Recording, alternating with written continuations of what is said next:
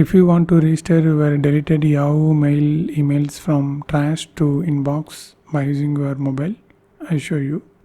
So first you need to install this Yahoo Mail app on your phone. So if it is Android phone, go to Play Store and install this app. If it is iPhone or iPad, go to App Store and install this Yahoo Mail app. It's completely free. Then open the app and sign into your mail account, Yahoo Mail account. So here you can see there is no mail because I deleted recently.